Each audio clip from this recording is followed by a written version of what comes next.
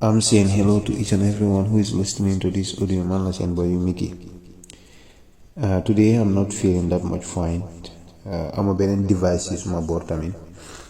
If not, I would have played my response to Essa Faal because I've made some claims against our party leader, the Right Honorable Speaker of the National Assembly, and all APRC militants. When you fight in so APRC, he does not count out anybody who calls himself APRC. Dina don't play audio Essa Faal bi ñep déglu ko lu mu wax, but ama device bu ma ko mëna play pour ñu déglu. Waaye si biir wax bi moo mu ne baro buñ fàtte ne ñu ko soraan ay APRC leen te APRC dafa am loo xam ne loolu dañ ko mun mooy lan mu ne politricks or politics de politricks mu ne loolu la APRC mun, which means ne loolu dafa nekk di ñu tuutal. But one thing for sure that I want to respond to Essa Faal, let him know that he is no longer at the TRRC number one. He is no longer being backed by any so-called act or any nonsense law. He has to be responsible in his utterances. But rest assured that new APRC, we don't tolerate nonsense from anybody. You can disagree with us. You can express your opinions sensibly without disrespecting or using foul language or disrespectful remarks against our leaders. That one will not be tolerated. Si biir loolu Essa Faal mu ne dafa criticize President Barrow si lu muy receive $500,000 as monthly salary. So mu ne moom Gambian si seen jafe-jafe ak situation bu gaay nekk di dundee, Essa Faal mu ne moom loolu la nekk di yëg. waaye xam nga naa fexa rek naa fexa la mun a doon politics tam soo ko mënuloo politics soo fay dugga da ngaa jël sa time. Dem na ba wax ne sax ne mu ne jël koo xamante ne kooku daf doon dawal sareti mbaam nga jël ko def ko sa advice. Si biir loolu Essa Faal dafa jël borom sareti mbaam yi jàppee leen ñu ñàkk fayda, jàppee leen ñu xamul dara. waaw saaka la daal bor képp kuy dawal sareti mbaam xamuloo dara, xamuloo tus, warloo jege président, yàlla mayut la xel pour ngay xelal. loolu la Essa Faal mi waaye ma delloo Essa Faal ne moom jullit la. yàlla mu ne innamal ilmu indallah, man suma boppa yàlla mu ne moom si boppam moo am xam-xam ku ko neex la koy jox. am na koo xam ne toogul ci school waaye tey su waxee english, su laakee english dangaa ne kii moom mooy loolu may yàlla la.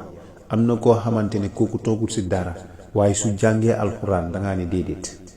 billaahi wallahi taala ñaar yi may wax ñëpp gis naa ko. koo xam ne demul school bon su laakee english dangaa impressed. kii demul toogut si dara waaye su jàngee alxuraan dangaa impressed. lii may yàlla la. doomi adama nag waruta tuuti moromi doomi adama si métier moom dafa am loo xam ne am na ko, xaj na kooku lu moom opportunité bu mu am ba dem school ba toog. kii dawal sareti mbaam bi su amoon opportunité boobu noonu def ko. waaye pour wane ne Essa Faal lu mu nekk di wax loolu nekkul dëgg si moom. su nekkoon ne dëgg di welfare of Gambians loolu daf ko concerned. dafa nekk lu nga xamante ne lu ko utile la. at the TRRC, I don't think Essa Faal would have received that quick amount of money. si liggéey bu nga xamante daf ko war a def pour wane moom own sense of concern towards the Gambians. or even xaalis moom su ko receive woon mun na ko doon dugal foo nga xamante ne Gambians si dinañ gis. Don't tell me about the food bank where certain individuals were contributing towards that. Perhaps moom sa single dime am demul foofu noonu. So what sort of concern la Essa Faal nekk di wax? dégg naa ko mu ne he will not respond to Mamadou Sabally and then Dr. Ismaila Ceesay mu ne because ñooñu moom nekkut ñooñu seen morom. mu ne moom su muy wax boosi ñooñu la muy waxal. Let's not forget ne Essa Faal called himself a lawyer, a legal-minded somebody who knows the law and the constitution even more than the very people that drafted it, even the Supreme Court. Essa Faal, that's how he always portrayed. loolu la ñu woon even the proceedings of the TRRC. Now, somebody who called himself a legal-minded somebody, so-called professional for that matter. Let me say so-called professional for that matter. We all know that during those days, Bumneka di roam Gambia, did them to distribute most of these so-called political food bank and so on. Dafa amon ultra motive. Agenda was visible to some of these very brilliant individuals. Certain individuals. APRC sah, they are very much good at politics. We accept. We are good at what we are. But at the first place, we have been sending this signal many times. Ni Essa Faal dafa am agenda. Si TRC, Essa Faal mi am na togu bu mi yot. But most of the Gambians time bu luñ gis ne because mbiri APRC lañ nekk di gestu, whatever we say lolu amut solo, lolu dañ ko def pour xatal ki nga xam ne mooy Essa Faal liggéeyam. But at the end of the day fan la mujjee. We all have seen Essa Faal. Sasi, even recommendation the president bi sax waxaakut si bokkut sax si ñu dem taxaw pour submit that recommendation to the president. Because of what? Hidden agenda. He was using the TRC. TRC bi am nañ all the evidence. Am nañ all the legal stand, firm stand pour challenge the TRC recommendations. All the outcome of the TRC. I'm not saying there were no victims. Of course there are victims. In any administration, there must be victims. There are bound to be victims. How we handle those victims, how we handle those situations, describes our sense of reasonings and the way we develop our democracy. But now Essa Faal was just a knucklehead, you know. At the end of the day, he does not spare anyone at the TRC. Anyone. So, we are surrounded, Barrow is surrounded by APRC because APRC is good at politics. We will play our politics to stop you from going into that diplomatic house, the most diplomatic house in the Gambia. You will only hear of it, or perhaps pay a visit to the head of state. But to be the decision maker, I'm not saying that. Maybe in the next 500 years to come, and we may not live to witness that. But it is very stressful and disgraceful. Essa Faal did challenge the salary of the president after just a short period of time. If he was so much concerned about the welfare of Gambians, wallahi, if Essa Faal should have received, for example, I'm just making an example, let's say $250,000 in current pay per month. If you were so concerned about the Gambians, so money came home. Every month I would have taken an exact amount of money, then distribute or donate to certain individuals, or make it public. We have seen it, we have heard it. There are certain individuals donate to school nangam, they have donated to masjid nangam. Why ko hamne sa kogu dafa openly criticize lum gum because Essa Faal bena gum la am gum bu moy lan, let me get what I want. If I don't get it, I will resort to confrontations and so on. C'est bir food bank bo as a legal minded somebody. A clear evidence is during the confrontation with landing Mbye, and that was not the first time. The second one was Mumami Agbabaja issue. Some of these people were armed with something, an object. Where is that legal mindset in him? Where is the laws of the country that is governing us, correcting us? Because one thing for sure that I observe during the proceedings of the TRC is Essa Faal thinks that he is above the law.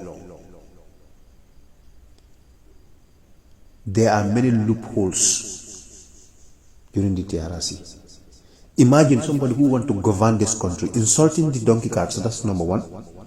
Belittling our religious inheritance or our religious belief. Not everyone come guy in Kodewa. Allahu Akbar be manke saloti. So don't expect or think that anybody who calls himself or who has bear the name of an Islamic name and so name is a Muslim, is a great Muslim, is a pious Muslim, is a dedicated Muslim. No. No. Rest assured. There are Muslims that hated Prophet Muhammad sallallahu alaihi wasallam more than any other person. There are Muslims that call themselves Muslims, bearing this name and this surname, but they don't even want to associate with Islam.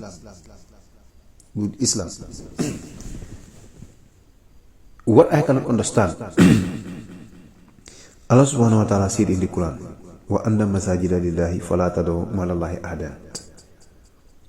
Faal said the legal family. I'm going to speak as it is. I'm not here to favor any sect, but to respond to a very irrelevant somebody who wants to make himself relevant before the Gambian people, using political rhetorics and then misleading thoughts to gain attention. Patriotic citizens of this country are known, those who stood firm since independence. Their children nurtured from them to become responsible patriotic citizens of this country are well known, not certain individuals who use institutions to get what they want. The very fabric institution that he is criticizing and certain individuals, those are the very people that empower him to be known by Gambians.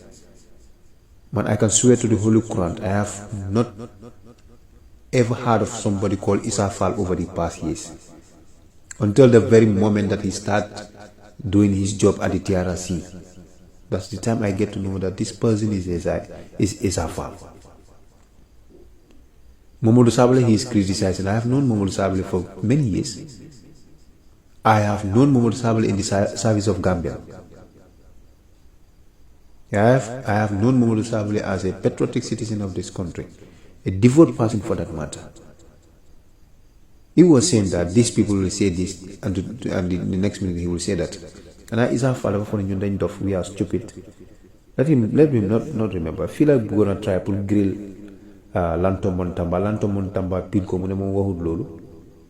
And the records are there.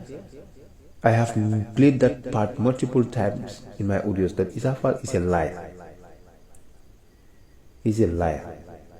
And if he thinks that he is more matured, he is more intelligent, he is academically grounded than Mamadou Sabally and Dr. Ismail Essa, he's fooling himself. Politically, mature, because those people will not make reckless statements, political statements that will damage them. We all know that the people behind Mamadou Sabally and Dr. Ismail Essa is one specific political party. The moment you join them, you are treated as the best son of the land. The moment you differ with them politically, you are seen as enemy of this country. Who are these people? No other political party than United Democratic Party. For multiple reasons, for multiple times, they have showcased their attitude.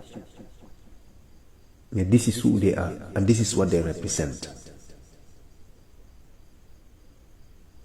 But now, we all know that, of course, Fabakary Tombong Jatta, Sidi Njie, and other Aprc stewards will be their biggest obstacles, because with these people around, they will always change the narrative. And they know that very well, that certain individuals are in the list of Aprc. They put themselves to this list, that as long as these people are at the helm of affairs, we will never get what we want. As long as Fabakary is there around, as long as Mbye is there around, me, Essa Faal, I'm not going to get what I want. So the only thing that I could do is to damage them. Unless you don't know the very people that you guys are dealing with. Fabakary Tombong Jatta, Sidi Njie. You can be legally grounded, but politically, these people are more grounded than you. I'm telling you, Essa Faal. No matter how hard you try to let them down, or to bring them down, or to discredit them before the Gambian people, These people are 5,000 miles ahead of you. Man mi nekka di respond di la responsa. Man si man I have seen myself. Yes, I would do for more mature than you.